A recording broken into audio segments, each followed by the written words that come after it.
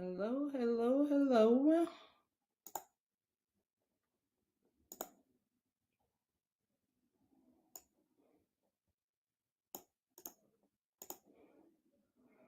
Welcome, welcome, welcome, welcome, welcome. Thank you for being here. Thank you for being here.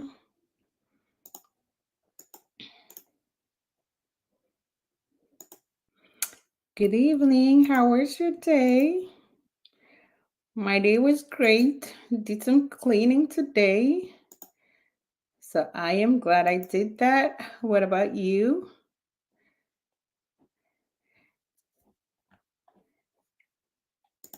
Please share the video. Let's get started. What did you do? What action step did you take as far as what we talked about in our video yesterday? How many people have canceled some subscription services? How many people have called their subscribers to negotiate? Let me know here in the comments before we get started. We want to celebrate you for taking action because we are all about taking action, not just planning. So, who has taken action since yesterday? Remember, these are just small actionable steps that we talked about. So, who has taken action since yesterday? We want to celebrate you and motivate others to take action. What have you done since yesterday? Remember, you are here. That is an action step, all right? You showed up here today despite whatever might be going on in your life. So I celebrate you for that. Thank you for being here. Now share the video, encourage others to be here. We've talked about a lot of things. Now we're ending this 12-day of financial education giveaway with investing, which is one of the most important things of building wealth. We've talked about budgeting, we've talked about saving money, we've talked about cutting down our expenses. Now we want to invest our money, but we want to do so in a smart way. So, what action steps have we taken today? Cindy says she did some cleaning. Yes, it's good to declutter our lives because they say cleanliness, not only cleanliness is next to godliness, but once you declutter your life, you are able to see exactly what you need to do. It's what we talk about, decluttering your finances, right? You got to be able to keep it simple. So you got to be able to clean up your life, clean up your finances, so that you are able to see exactly what is the next step I need to take. You need to be able to organize your life, organize your finances. So sometimes we do not associate the things we do in our life with where we need to go financially, where we need the next step we need to take, but they're synonymous, right? If you're in a cluttered environment, then you're not able to function. So, but when you clear up your desk, then you're able to say, okay, what is it I need to organize, right? So it's very important to be able to just clean up your desk or clear your mind so you're able to see what your next step is. All right. Fonya, it's great to have you. Thank you for joining us. Israel, thank you for joining us. I know you had asked a question related to this topic, so I am glad you are here. So please share the video so we can get started. We're going to be talking about 6 things that you need to do before you invest. This topic applies to not only people in the diaspora. I'm going to talk about 10 things as well that you should consider if you want to invest in Africa, because I know a couple of people have reached out to me. Where if I want to invest in Africa, what are the things that I can invest in? So I did some research and I am going to be talking about that as well. So if you know people who have questions about that, you want to call them to hop in here because we're going to be talking about that as well. So this video transcends across the diaspora and in Africa as well. So it's not just for people in the diaspora, it's for people in Africa as well. Because the great thing about personal finance is it's not just for people in one location. When it comes to personal finance, it's about our habits. And There are people everywhere. So people sometimes think, oh, okay, it doesn't apply to us because we're in Africa. It doesn't apply to us because, we're in the diaspora. But there are things that you can pick, and then depending on your culture, you can fine tune it, right?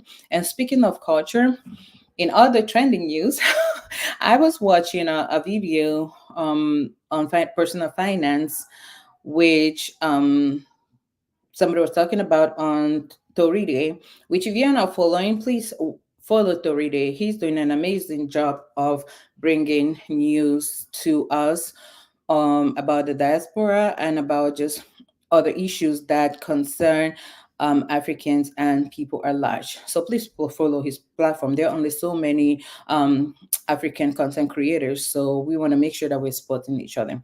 Now, there were people there talking about personal finance, and they were talking about Dave Ramsey. Now, if you followed me, you know that I did do Dave Ramsey. I want to talk about something that they mentioned about the baby step. Now, the baby step is amazing.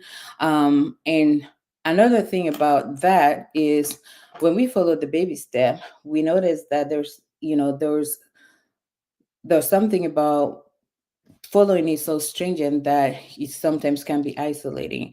So I want to talk about personal finance and culture, right? So money is tied to culture. So we sometimes manage our money and we don't think that it is tied to our culture, but us as Africans, we are very in tune with our culture. So if we take away our culture, if we are not following our culture, we feel like fish out of water.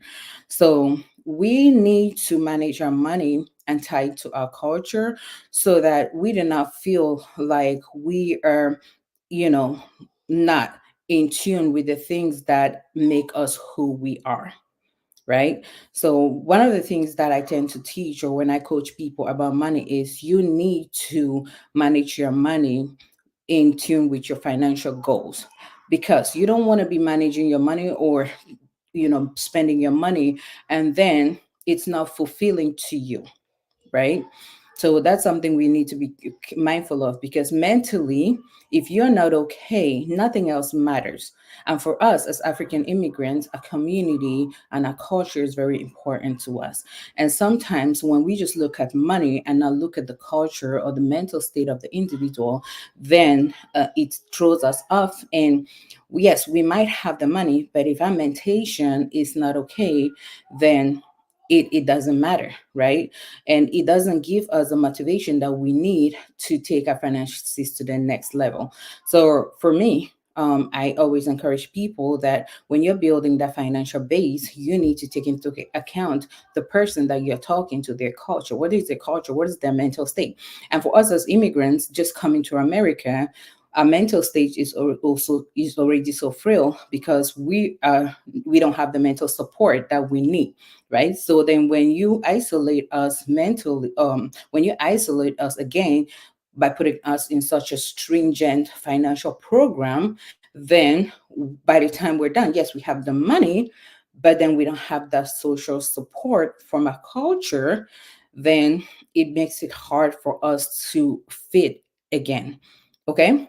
So that is something that I always encourage in my program is, hey, manage your money, but don't lose your culture and your support, because you don't want to get to the top and you're there by yourself. So please, guys, always make sure that you have that your support system. I have my tribe. I don't mess with them because they are my support system. I want to ride all the way to the top with them. So find your support system. You want to get to the top with them. Okay, so manage your money, but make sure you're riding to the top with your support system. With that being said, make sure you're tagging your support system in this video so that you can manage money together. I made a joke yesterday and I said, if you make so much money and the people around you don't have money, guess what? They're going to be asking you for money, right? But if you make money and all of you have money, then they're not going to ask you for money. When you guys go out, everybody's going to want to pick up the tab because everybody has money, right? So when you know how to manage money, dissipate that information to everybody so that everybody's going to learn how to manage money. and nobody's going to ask you for money because everybody has money. All right. So when you have no financial information, like I said, please teach people, encourage people, tag people on this video so that they can learn to manage money, so that they're gonna stop asking for money. You grow a wealthy community, and nobody will make go for me, because when you come to the cry die, we're just gonna be celebrating, because guess what? We have enough money, and we don't need to ask anybody for any money. All right. And somebody asked what tribe I'm from. I'm from Salt. My mom is from Salt. My dad is from Noni. So I'm from Bui division. So all right, guys, let's dive into 6 things you want to do before you start investing. Thank you for being here. For those who are here for the first time, I am um just a sec. For those who are joining this platform, or who are coming here for the first time, I appreciate you for being here. For those who have already subscribed to my social media platform, thank you so much, very much. For those who are joining me for the first time, please be sure to subscribe to my social media platforms, YouTube, TikTok, and Instagram. I am Sylvie. I am a nurse practitioner by profession. I also teach personal finance, and I always say what I teach on my platform is for educational purposes. I do not give investment advice. If you need to make any investment decisions, please consult with a licensed and trusted financial investment professional. Okay, make sure that you are checking them out on FINRA. Do not go to those investment professionals that come to sell insurance at your doorstep. Those are not the people I'm talking about. All right. Make sure that you are consulting with a trusted investment professional. Okay. With that being said, let's dive in. So, 6 things that you should do um, before you start investing. So, first of all, why do people invest? They invest for various reasons. All right. So, why would you want to grow your money? Let me know in the comments. For us, like I always share with you, it was because I wanted to give my girls a better life. Why did I even come to the US? I came to the US because I wanted to give my family a better life. I wanted my parents to have a better life than I did. I want my girls to have a better life than I did. I got a lot of student loans. I don't want my kids to have any student loans. So that's why I'm investing my money, right? I don't want them to have to go to work and go through what I'm going through. I want them to work because they want to. I don't want them to work because they have to. That's what I want for my kids. So let me know in the comments why you're investing your money. I want to retire early, right? My goal is to eventually not have to work. I want to get to the point where I don't have to work. So that's why I'm investing. Why are you investing? I want to get to the point where I am traveling a lot with my family. We love to travel. So people invest for various reasons. Now, when you have all these goals in mind, you got to set yourself how much money you need. Now, we talked about goal setting in the previous video. If you haven't watched that, you need to go back, because now I've said I want my kids to not have to go to school and take student loans, right? But what does that look like? It doesn't, again, like we said, it's not a smart goal. If they want to go to college, right? Now college is running upwards of hundreds of thousands. I need to do the research and say, okay, are they going to need 120,000? Are they going to need 180,000? If that is the case, I need to start investing for them, because I'm not going to sit and fold my hands and say, okay, you know what, mama, you're going to retire, you're going to go to school and not pay student loans. Mm-mm. Is that a feasible goal? No, because I'm not doing anything about it. I'm not investing for her. I'm not doing anything, right? Now I have an intention. I need to put action behind it, right? So that is why we have a 529 for them, right?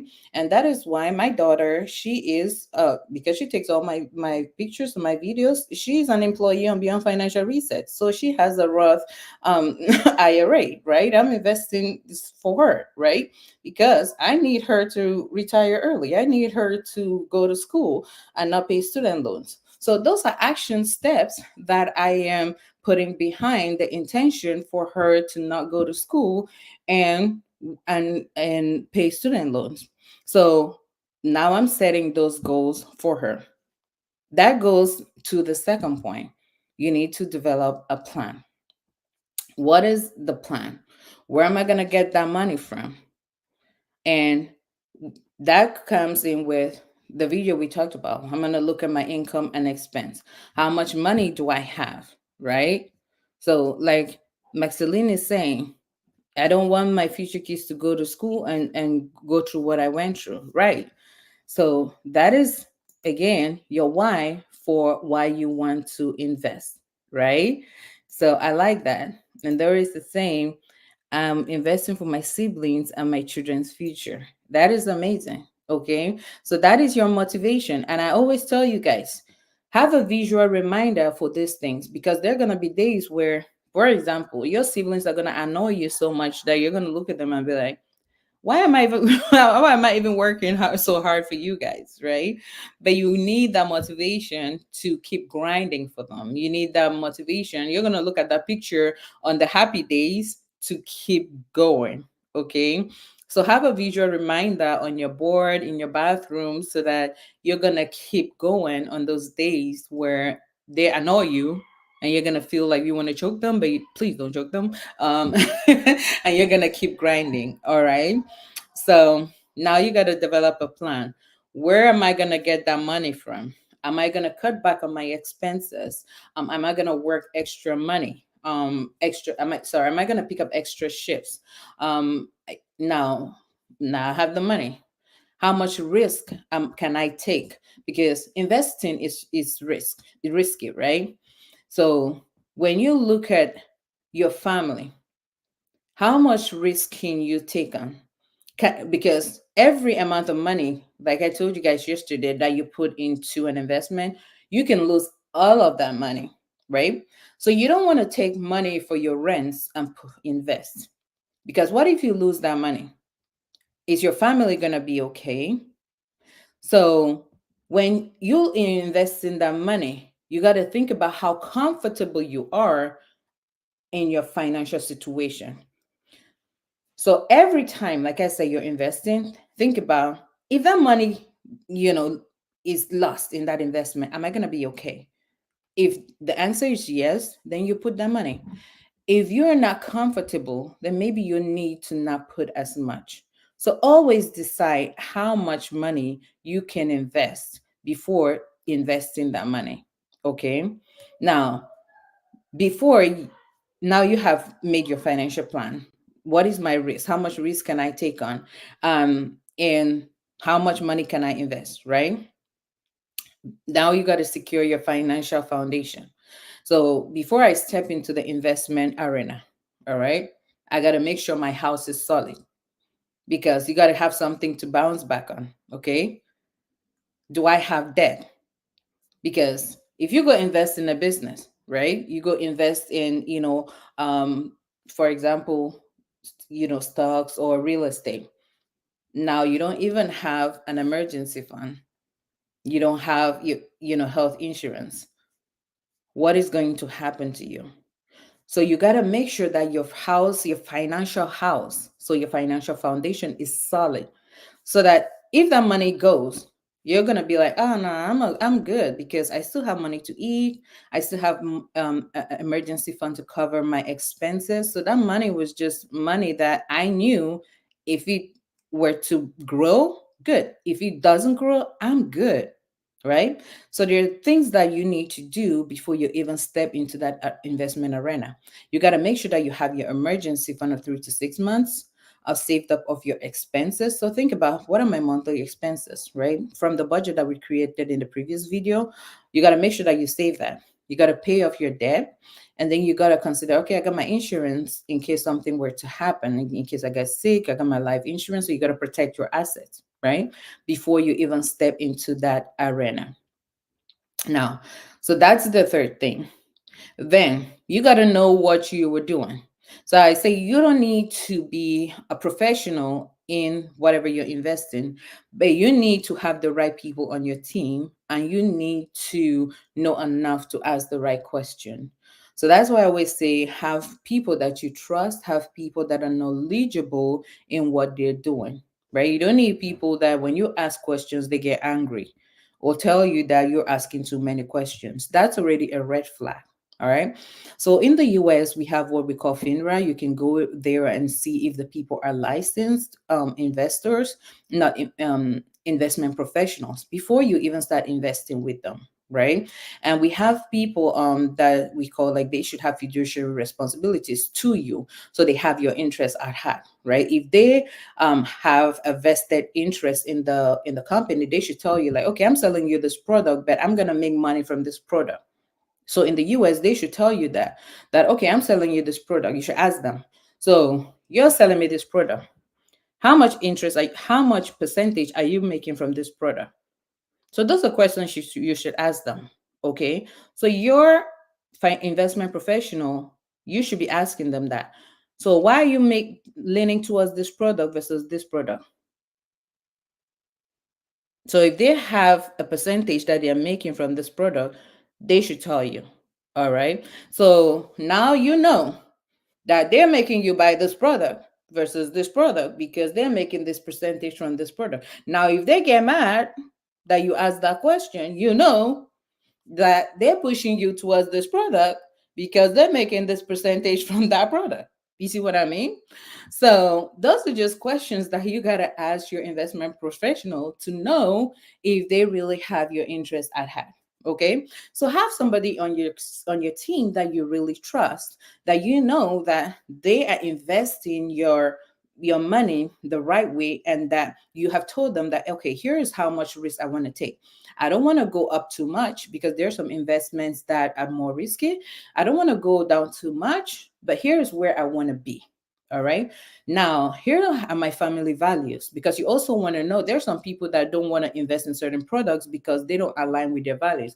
Maybe they're environmentally friendly people and they don't want to invest in products that go against the environment, right?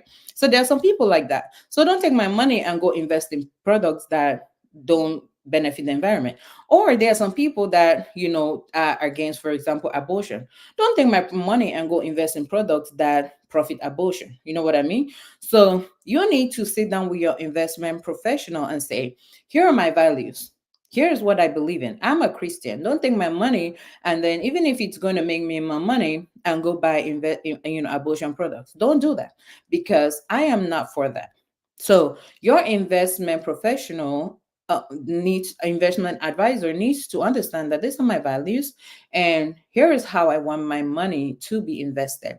I want to make money, and here are the number of years within which I want to see profit. I want to invest for the long term. I want to invest for the short term, and so they need to invest your money according to your values. If your investment professional or investment advisor does not understand that, then they're not the right people for you. And now you also need to have other people like your accountant that's going to help you save money on your taxes because you don't want to spend so much money on your investments, right? You want to avoid fees. There are people that are going to make you sell your investments that eat up fees, that eat up your money in fees, because a lot of the time you can make money, but if your investments have so much fees, they're going to take up your money, right? So you don't want to pay so much fees, and your CPA can tell, which is your accountant can tell you, okay, here are the vehicles that you can invest in. Here is how you can avoid taxes, so that you can recuperate a lot of your money, right? So there's another person that you need to have on your team. If you're into real estate, okay, maybe you should have like somebody who is into real estate, a mortgage person. So those are the people that you should consider having on your team. All right. Now, if your net worth is more than like 750 500,000 to 750 thousand, then definitely you also want to consider having like a um estate planner who is going to move your estate into a trust, because you definitely want to protect that estate and, and save money before they come for you and take your money, right? So again, you just see where you are in your financial plan so you can save money. Now, the next step is you want to educate yourself. I So somebody said, "What do you mean by real estate?" So I was saying, like, if you are going into real estate, right? You want to talk to like somebody who is into real estate, like a mortgage broker, because you might not understand the how to navigate that arena. So have somebody that you trust that's going to help you to how do I invest my money. So those are people that you want to have on your team that are going to help you invest your money. So again, you don't need the skills in all of this, but you need to have people on your team that you trust that are going to help you. Okay, here's where you can put your money so you can get the best return on your investment. And that constitutes having the best people on your team. So that means gathering those people and saying, okay, where can I put my money so I can get the best return on my money? Where can I put my money so I can save money on fees? Where can I put my money so I can buy real estate properties that, if you're like flipping properties, that I can flip the properties and save my money? When can I sell those properties? So those people are going to help you because you don't have the skills. They have the skills, but you have the money. So investing is about having the money, not the skills. So now you can gather those people that you trust that have the skills, but you need to be able to interview them and make sure that they have the right people to do the job that you need them to do, because they have the skill sets that you do not have, but you have the funds. So that's where gathering the team comes into play. Okay. All right. And it goes in line with educating yourself about the investment. So now you're researching about what investment options am I going into. So now we talked about real estate. Do you want to go into real estate? Say, for example, you're going into real estate, right? Some people want to get their hands dirty and go buy properties. Now you want to go learn about what is it that buying properties is all about. But if you're like a passive investor like me, I say I'm the laziest investor that ever walked the face of the earth. I do not want to do anything. I just want to sit and see money come into my account. So no, I don't want to learn about nothing. Just what is the easiest way to make money, right? So there are other ways of being a real estate investor without actually like going around and buying properties. Like for example, there are people who want money to go buy real estate properties, right? So you can invest in those people like that need money. You go give them money, they go buy properties. When their properties make money, they give you money, right? You make money. So you're a real estate investor, right? But you don't go out there and buy real estate. You see? So there are other ways of investing without actually going out there and buying properties. So just see where you want to invest your money and do your research. Now, you have stocks if you're in the, in the diaspora. But I also was looking at, they said they have the Douala Stock Exchange. I'm not sure how great that is, where you can also buy stocks and mutual funds and ETFs. That's another avenue where you can invest your money. So again, see what your preference is, that you can grow your money, and make sure that you are first of all taking advantage of tax favored accounts, because like I said, you want to minimize taxes and fees, because that's more money that you are putting into your investments so that you can grow your investments, right? And Now you want to diversify your investments because you want to minimize your risk, the risk that we talked about. Because the lower your risk, right, the less likely that you are going to lose money. Because take for example, right? So stocks are like ownership of a company. So, for example, I don't want to call a company here, and then it's going to seem like I'm advocating you buy a company, which I am not. Um, Say you buy one company, right? You take all your money and buy one company, and that company, the value of that company drops, right? Now you've lost all your money in that company. But if you pool your resources and you buy, um, like which are like mutual funds or like a couple of companies, right? You've bought a couple of companies and it's in a mutual fund, right? Now this is a tech company. This is a healthcare company. Now this is something in the food industry, right? Now, even if this tech company goes down, now the food company might do well, the healthcare company might do well, right? So this your mutual fund here is still doing well. So that's why it's usually encouraged to try to buy like mutual funds or ETF, because now this one, the risk that this one is going to lose as much money is lower, right? So that's just something to consider. Also, you diversify by not only buying stocks, not buying ETFs. You can also buy like real estate, right? So those are all ways of diversifying your investments so that you don't lose money. So just something to consider.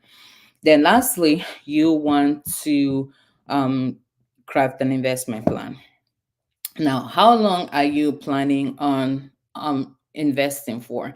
So somebody who is no family members in business, right? That is a great point of bringing out clinics. Doing business with family is a very tricky tricky situation.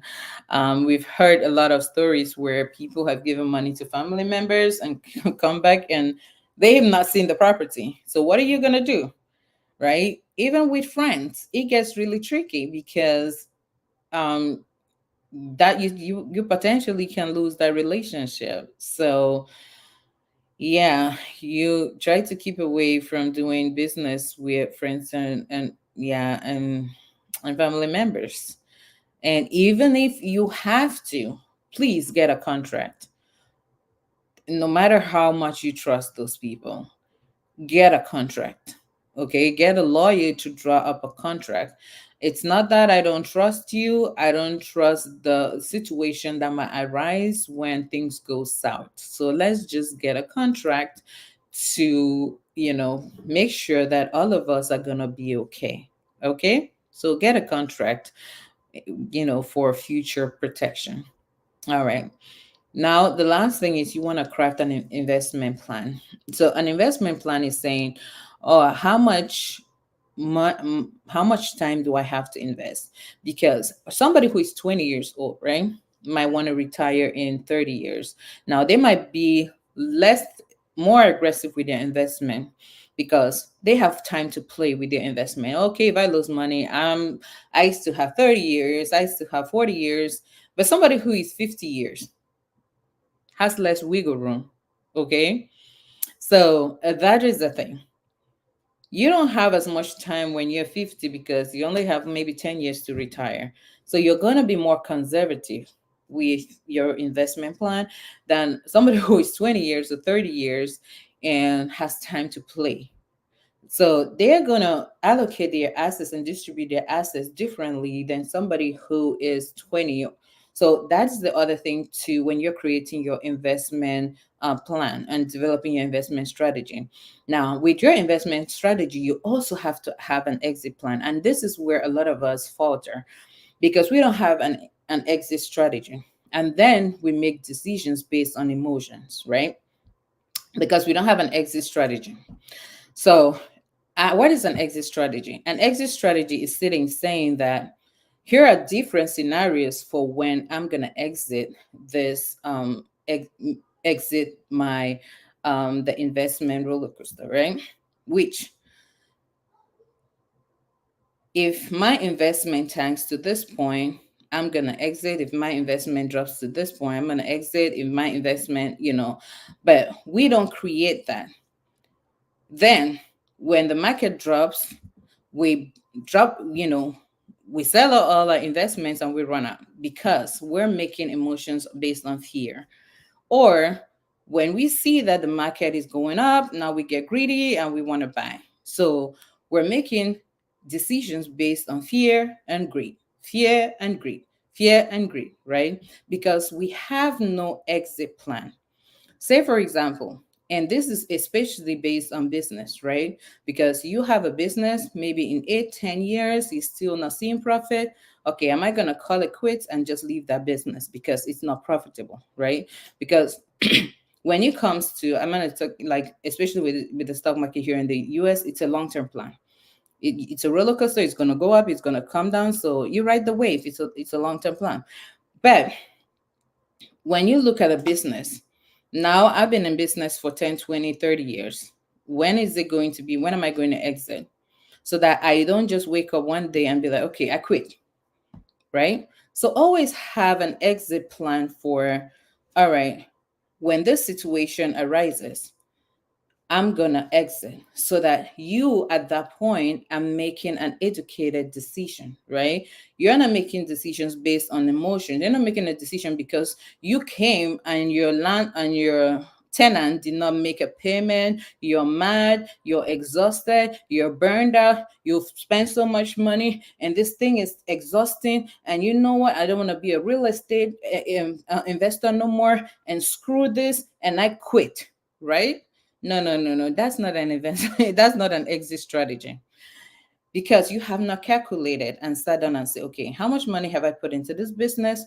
And have I made any money in the past 5 years or 10 years? Did I recuperate my money? That is how you create your exit strategy. Your exit strategy has to be, okay, here are the scenarios. If I do not get any business in 2 years, in 3 years, if I do not get any tenants in 5 years, in 10 years, if I do not make any money in this property in this, if my property drops in value in this and this, I'm going to sell it. If this and this and this, okay, I quit. I'm going to exit because I have lost, if the property has lost value in this and this, I'm going to quit. That is an educated decision. That's an exit strategy. All right. If I buy the stock in this and it drops value in this and this, for people who do like, the stock options, now you're making an educated decision there, right? You're not saying, okay, if it I'm gonna wait, it's going up, it's going down, that's not an exit strategy. That's not a plan. All right. So just sit down and make those scenarios and you have them in your plan so that when that scenario comes up, you just open your book and say, okay, what is it? It's scenario A. Okay, it's not in my exit plan, so I'm still waiting. All right, it's not in my plan, so I'm still in business. Okay, it's not in my plan, I'm still in business. You see what I mean? Because you have your plan, you have your book right here. And so it's not in your plan. All right, it's not in my playbook. So you have your playbook, you're just waiting. It's like somebody comes and says, all right, I'm going to run a play on you. And you look at your playbook and say, hmm, not in my playbook. All right. So always develop your exit plan.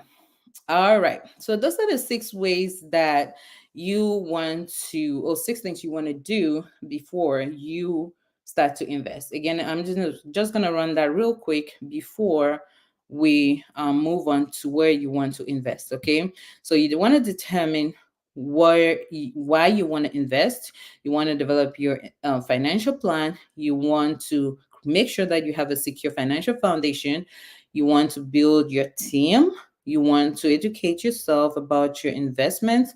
You want to create your investment plan, which includes your exit strategy. Now, real quick, where are you going to invest? For those in the diaspora, especially, you want to invest in IRAs and 401ks. IRAs, you have like the Roth IRA and traditional IRAs. And then you also have savings accounts for those who are conservative investors, savings accounts like CDs and high yield savings accounts. And then we talked about stocks, ETFs, index funds, and mutual funds. Okay. Now, that's another video, but this is just ideas for where you can invest. So if you want me to cover that, drop a comment in the below, and I can make another video about and go into depth about the different types of 401ks and the different kinds of IRAs and 401ks, and then we can cover stocks and ETFs and mutual funds and all that stuff again. Now, we're going to talk a little bit about the types of investments in Africa, because I know people had talked about, okay, what are the kind of things that you can invest in Africa? So I did some research and I came up with 10 things that you can invest in Africa. Now, before I go into that, I want to say this. Before you invest in anything, you want to look at what is my passion, right? If you're going to be doing it yourself, you want to look at what am I passionate about? Okay. And like I said before, if you're investing money, you don't need to have a skill.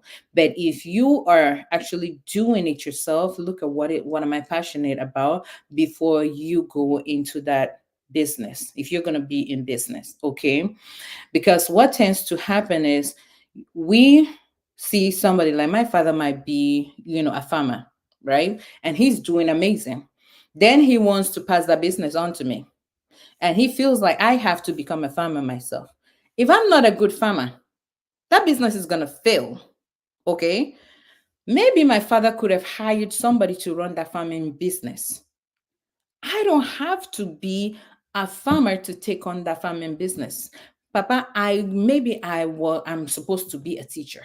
And then we can find somebody to run this farming business so that that farming business can succeed. But because my father thinks he has to hand that business to me, now I have to become a farmer. And maybe I'm not a good farmer. It's not going to work. Not because my farmer is a farmer that I have to become a farmer. No. Okay.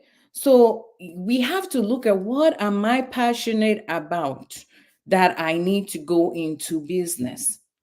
You don't have to go into business because it's in your family's lineage. No, that's not how it is. Because the things that you are not passionate about, you are not going to invest as much energy into, and the return that you're going to see in that business is not going to be as great. That has been proven. All right. So find out what you're passionate about, and then you outsource the things that you do not like to do, that you're not passionate about. That way, that's the way your business is going to grow. Okay. With that being said, some of the things that we have loopholes in Africa that you can consider doing is like education. So we have the education infrastructure and technology that you can invest in. So if you're somebody that is passionate about education, or you have funds to invest, you can find people who are investing in education and put your money in. Okay. You have vocational training platforms, like people who are learning how to sew and stuff like that. So that's something that you can look into if you have funds to invest, or if you're passionate about things like that. Now, we've already talked about real estate. Another thing is, a lot of people are looking for housing, right? So you can either do like affordable housing for people who cannot afford like their expensive houses, or you can look for real estate of different calibers for people who have more, higher income levels. Because I think about like in Boya, like how the build like all over the place, right? There's always somebody who is looking for a house to rent. So if you have money to invest, you can always build a house. Just make sure that you have a land title, because that's another thing. They sell land to like 22 different people. So make sure that you're buying land from the right person, right? So you have real estate, and they did mention like affordable housing, because that's another thing that's overlooked, because they're always focusing on, let me build houses for these rich people, but then you have the affordable housing that market people are overlooking, right? So that's another market that you can tap into. And then we have healthcare services. So hospitals, because many places do not have hospitals. It's always the government hospitals, and then the people who have hospitals are overtasking the overtasking the indigents, right? So if you can get together with people and build like a hospital, and then put it, at an affordable cost, sometimes you might not see your return on investment right away, but over time, as you get popular in that area, you might start making money, because again, people are always going to be sick, right? People are always going to need medication, not the cocoyams that they sell across the road. Like, you can have pharmacies, so healthcare is another challenge that people face. So if you can get people together, that's another way that you can invest money in Africa. Another way is agriculture, right? So you have agriculture and food. People are always going to need food. So if you can find way to either support people who grow food, or support people who distribute food, so you have like food trucks to transport the food. So again, you don't need to be a farmer, right? How can you buy trucks for people who need to transport food from the market to where it needs to go? Can you support people who need money to grow the food crops? Can you support people who need fertilizer? Can you support people who need to buy the land? So there's agricultural initiatives all over the place that you can go and invest in. Even though you are not a farmer, even though you have no agricultural bone in your body, there are always people who have the skill set, but they don't have the funds, right? So there are just initiatives all around agriculture where you can go look at, okay, where do I see my money growing the best? Where do I want to put the money? Sometimes you need boots on the ground to see, okay, I'm going to check out this investment and see, is it the transportation in agriculture? Is it the food stuff in agriculture? But like I said, people are always going to need to eat. So just look at, where do I need to put my money so that I can get the best return on my investment. And then the next one is, and and agriculture has lower risk. Oh yeah, Yemi, thank you for sharing that. Transportation investment as well is a good sector. All right, Fanny, thank you for sharing that. See, we're getting a lot of other investment options. For those who are looking for investment options, here we're dropping some in the comments, so you can pick one of those and check them out. And then there's also renewable energy. So that's another one that came up. People were looking for renewable source and sustainable source of energy. I remember my mom saying, okay, she went to Douala and there was no electricity for like a week. All right. So can you fix that problem? Do you have people that can, provide renewables and reliable source of energy for people? Then now you have a money maker. Hmm? So that's another idea. So that's something that you can say, okay, I'm going to get together with some people and supply solar panels to people in, you know, I don't know, Douala, Yaoundé, so that people can have AC and not be so hot. Because that's the thing I hear in Douala, everybody's hot. So just solve people's problem for not being hot. You think, imagine how many people are going to buy this. Nobody wants to be hot. Okay, so there, solve people's problem of not being hot. The biggest thing to make money is to look for people's problems and solve it. I hear people are hot in Douala. How can I make them not hot? That's money you've made. Okay. Now another thing is fintech, because everybody's on the internet these days. All right. So how can I tap into that? Now somebody's here and saying, okay, they cannot really connect because they don't have internet. Or so how can I make internet accessible to people at a cheaper rate? Right? All right, that's another way. So now there's a problem. People want to be on the internet. How can I make them get on the internet at a cheaper rate? If you can solve that, now you're making money. Okay. So that's another investment idea right there. And then another thing is, we send money all the time.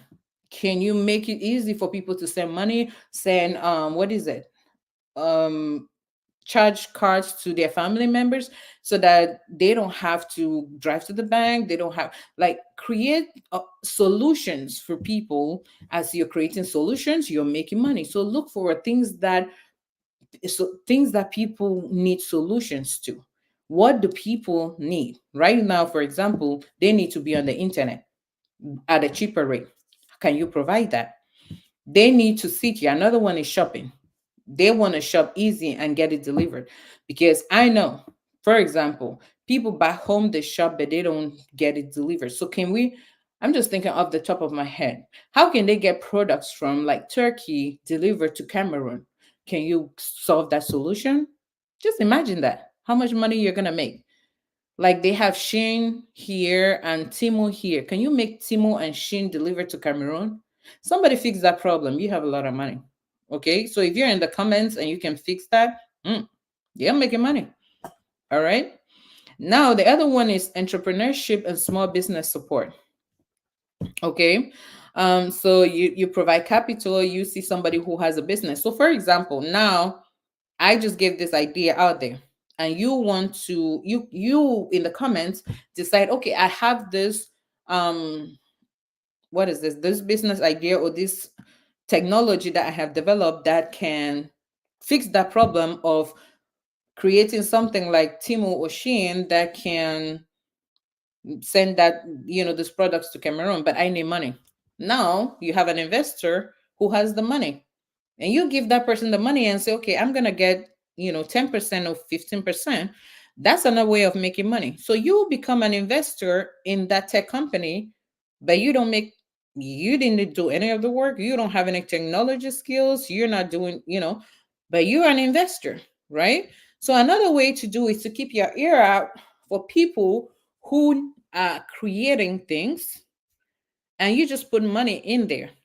And that's why I tell you to build wealth so that you have accessible cash to put into ideas like that.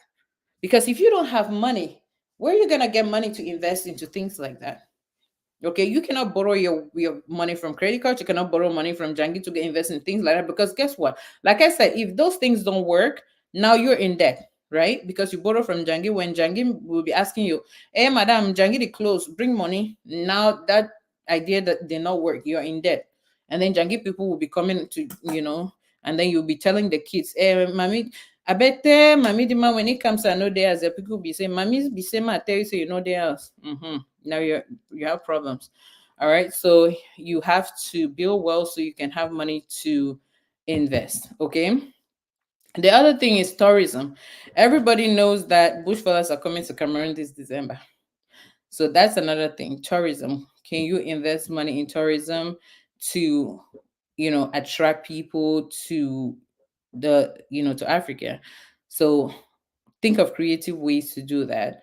And then water and sanitation infrastructure. And then the last one, again, I think I already mentioned this, is technology and innovation centers. So those are just ideas that I research that we can make money in Africa. Oh, and Yemi said, don't invest in positive schemes, no matter how juicy it is in the ears. Definitely. So we want to avoid the Ponzi schemes, but because money, I know as look as lucrative as it sounds in the ear, right? You cannot double your money. Mm-mm. They tell you we're gonna double your money. You're gonna you cannot double your money. So you gotta always think about when it comes to investment, you have to be patient and disciplined, because they say investment is not um it's not something that happens overnight. Okay, you work at it, so you have to stay patient. You have to stay focused. So no matter what is happening, especially when it comes to the stock market here in the diaspora, you got to tune out the noise. Okay. So think about how much it's going to take to, when you think about how much it takes to actually double your money, you think about the rule of 72. And the rule of 72 says that if you invest your money at a rate of, for example, 10%, right? So you got to take that 10% and divide it by 72. So if I have like 10,000, right? And I divide 72 by 10, then it's going to take 7.2 years to double that 10,000. So my money is going to get to 20,000 in 7.2 years, right? So it's important to start early so that I can make more money, because if I have now 20,000 at the beginning, or I add more money to that 10,000, then I can have 40,000 at 7.2 years.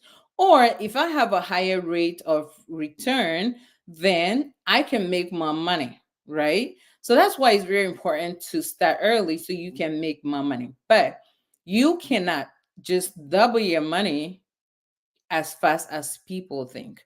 The key is to start early, investing, no matter how small. And the other thing is to avoid emotional decisions, like I already talked about, and to use what we call dollar cost averaging.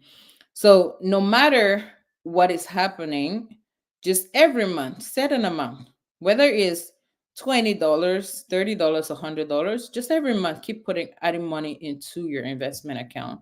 So don't wait and say, okay, when they pay me bonus, I'll go invest. No, so just keep a regular schedule of investing money into your investment account. So, and don't look at the downturns or the upturns, the dips. Don't follow any of that, and just know that investment is for the long terms. Is investment is for the long term rather. All right. And make sure that you are diversifying your investment to reduce risk, like we talked about. And please don't fall for the shiny object syndrome. And people come and tell you that I'm going to make money in 2 days and 3 days and I made all this money. Please don't fall for it. Because remember this, investments that have higher return also have higher risk. All right. So when you think of things like crypto, right, that make more money, they have higher risks. So they have higher return, they have higher risk. So a lot of the people that say, oh, I made more money on crypto, they also lost a lot of money on crypto. That's the way it is. Or the forex or the others things. Okay. So you also lose a lot of money on those things. They just don't talk about it. Right. So you gotta be mindful. That's what we call the shiny object syndrome. Everybody wants to make money. Everybody wants to make money. Right. So investment, lower return, investments with lower return, like the CDs, the highest yield savings account, they will have lower risk. That's the way investment is. Okay. Higher risk, high return, you lose more money too. Lower risk, lower return, you will lose less money. So CDs and bonds and stuff. Remember that. And like I said, everything I say on this platform does not constitute investment advice. I am here to provide financial education. Please, before you make any investment decision, consult with a licensed professional advisor that you trust. And if you want, you can always schedule an appointment with me for some financial coaching. I do provide financial coaching as well. So we can go over your financial plan and see what works for you. Okay, so let's go through some questions. Let's see. Oh, Claudine, thank you so very much. Yeah, you can always share the video with other people. So the video is gonna be up. They can always come and watch it. And even though this 12 days of financial giveaway is going to earn, I am still going to try to do some more live shows because I really want to educate people on how to build wealth. So thank you so very much. I appreciate it. And I do love that you guys are taking action. That is the best part of this. So tourism Malaysia or recent. Yeah, so that's good to know. So that is something that people should tap into. I hear Creepy is having like a really um great burst of tourists coming in. So that is something that people should tap into before it gets saturated. So if people have money, they can go look into that. So if you guys do not have any questions, so please let's continue the class. So here is what I'm going to ask you guys, okay? Because I would want to provide you guys information that is useful for you guys. So let me know what you guys want to learn. Because I am debating what to teach next. I know there are a couple of things that are going through my mind. I was thinking maybe we should learn how to do um digital products, because I think it's going to be great to learn how to do digital products. You know, like the templates that I have. Where's my financial template?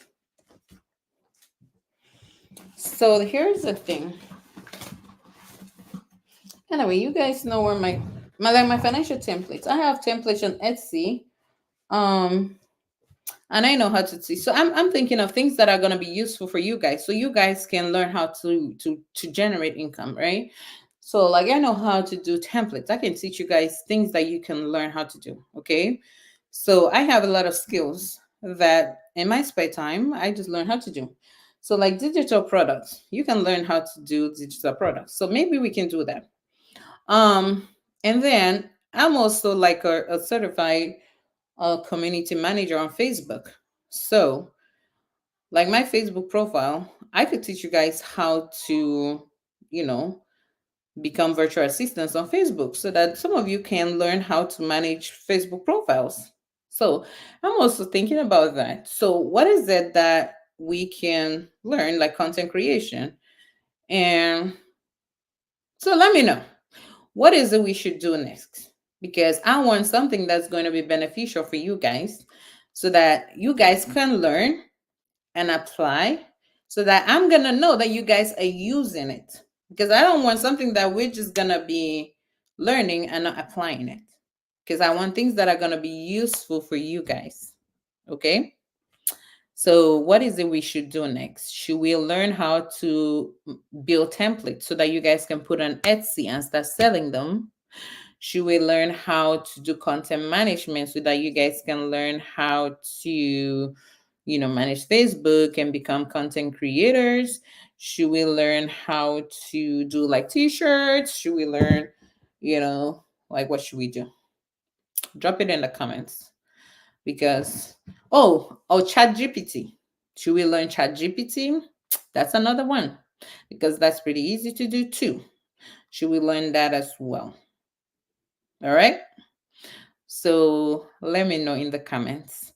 And in the meantime, what is the action step we're going to take? Tomorrow is Sunday.